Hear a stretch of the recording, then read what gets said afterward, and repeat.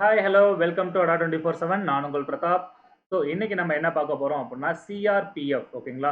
அதில் technical and then ட்ரேட்ஸ்மேனுக்கான notification நம்ம ரீசெண்டாக வந்திருந்தது. கிட்டத்தட்ட 9233 வேகன்சி பார்ப்போம். அதில் தமிழ்நாட்டுக்கு வந்து பார்த்தீங்கன்னா ஒரு 587 வேகன்சிக்கு மேலே கொடுத்துருந்தாங்க. ஐ ஹோப் இது வந்து பார்த்தீங்கன்னா எல்லாருக்குமே வந்து டீட்டெயில் வீடியோஸ் வந்து ஆல்ரெடி அப்லோட் பண்ணியிருந்தோம்.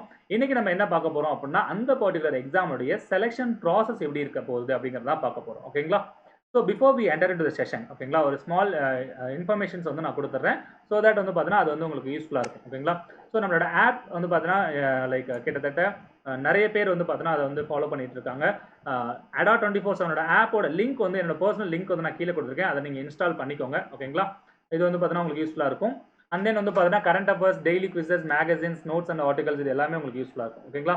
நெக்ஸ்ட் வந்து பார்த்தீங்கன்னா லைக் யூடியூப் சேனல் 8,53,000 மக்களுக்கு மேலே பார்த்துட்டு இருக்காங்க.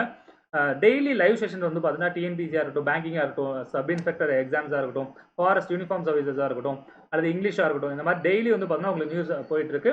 ஸோ நீங்கள் வந்து சப்ஸ்கிரைப் பண்ணிக்கோங்க ஓகேங்களா. தென் தமிழ்நாடு மெகாபேக் இதை பற்றி நான் டீட்டெயிலாக சொல்கிறேன்.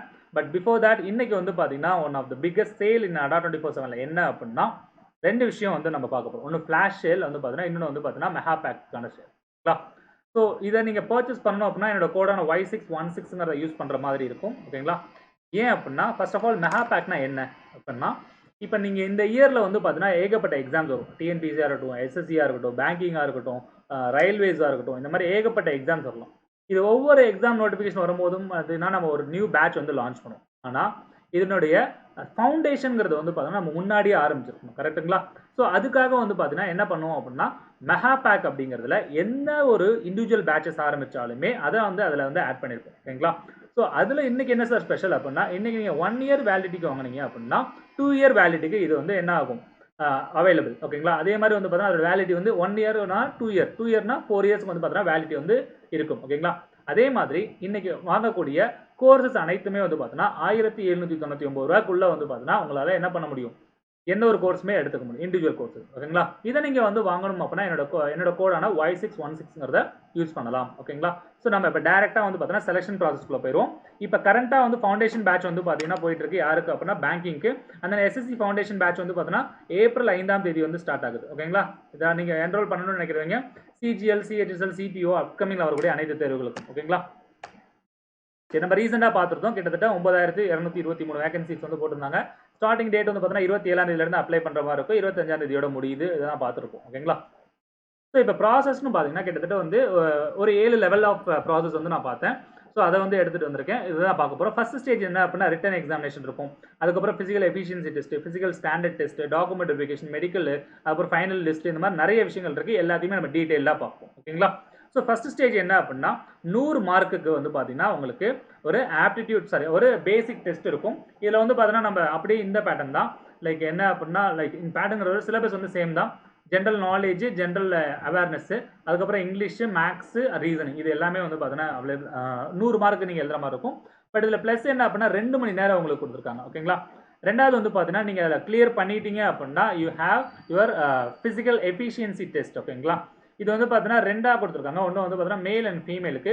மேல் வந்து பார்த்தீங்கன்னா 5 கிலோமீட்டர் வந்து பார்த்தீங்கன்னா 24 நிமிஷத்தில் வந்து பார்த்தீங்கன்னா கம்ப்ளீட் பண்ணணும். அதே மாதிரி ஃபீமேல் வந்து பார்த்தீங்கன்னா 1.6 கிலோமீட்டர் வந்து பார்த்தீங்கன்னா 8.5 மினிட்ஸில் வந்து பார்த்தீங்கன்னா கவர் பண்ணணும் ஓகேங்களா.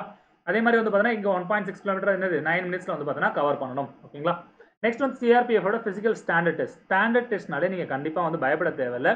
இது வந்து ஒரு பேசிக்கான ஸ்டாண்டர்ட் தான். ஹைட்டு, வெயிட்டு, அண்ட் தென் வந்து பார்த்தீங்கன்னா செஸ்ட், இதுதான் வந்து பார்த்தீங்கன்னா லைக் என்ன பண்ணுவாங்க அப்படின்னா செக் பண்ணுவாங்க. BMIன்னு சிம்பிளாக வச்சுக்கோங்களேன்.